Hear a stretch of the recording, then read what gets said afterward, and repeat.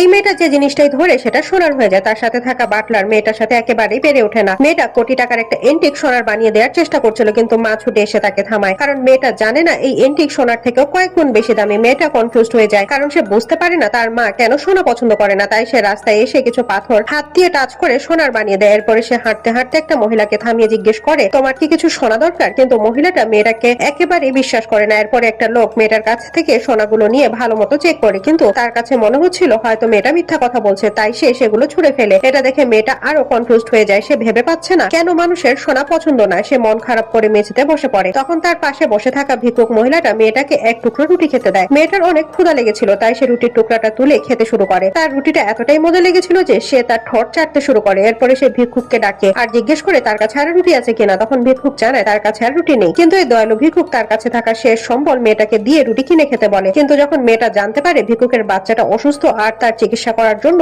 অনেক টাকা লাগবে, তখন সে ভিক্ষুককে সাহায্য করার ডিসিশন নেয়। মেয়েটা উঠে গিয়ে তার আঙ্গুল ভিক্ষুকের বাটিটার মধ্যে রাখে আর দেখতে দেখতে সেটা সোনার বাটিতে কনভার্ট হয়ে যায়। ভিক্ষুক এটা দেখে একেবারে অবাক হয়ে যায়। তার বিশ্বাস হচ্ছিল না যে এই বাটিটা আসলে সোনার বাটি। এখন ভিক্ষুক এই বাটিটা নিয়ে একটা সোনার দোকানে আসে, যাতে করে এটা বিক্রি করে সে টাকা নিতে পারে। কিন্তু দোকানে থাকা সেলস গার্ল যখন এদের ছেঁড়া ফাটা কাপড় দেখে তখন তাকে তাড়িয়ে দেয়। এটা দেখে মেয়েটা সেই সোনার বাটিটা নিয়ে কাউন্টারে রাখে, কিন্তু সেলস গার্লের মনে হচ্ছিল বাটিটা নকল বাটি। একজন ভিক্ষুকের কাছে সোনার বাটি কোথা থেকে আসবে? কিন্তু মেয়েটা জোর দিয়ে বলে এটা আসল বাটি আর এটাকে আগুনে পুড়ে চেক করতে হবে। তখন সেলস গার্ল সেটা আগুনে পুড়ে চেক করে অবাক হয়ে যায়, কারণ এটা একেবারে পিওর সোনা। এত চিৎকার চেঁচামেচি শুনে সেখানে দোকানের ম্যানেজার চলে আসে। এত বিশুদ্ধ সোনা দেখে ম্যানেজার এই বাটিটার জন্য $3 লাখ দিতে চায়, কিন্তু ভিক্ষুক এটা দেখে খুশিতে কেঁদে ফেলে। এখন সেই টাকা দিয়ে তার ছেলের সে চিকিৎসা করতে পারবে। এটা দেখে মেয়েটা সেখান থেকে বের হয়ে যায়। কাউকে সাহায্য করার আনন্দ সে এখন উপভোগ করছে। সে রাস্তায় হেঁটে হেঁটে সেই সকল মানুষকে খুঁজে বের করতে চায় যাদের সত্যি সাহায্যের দরকার।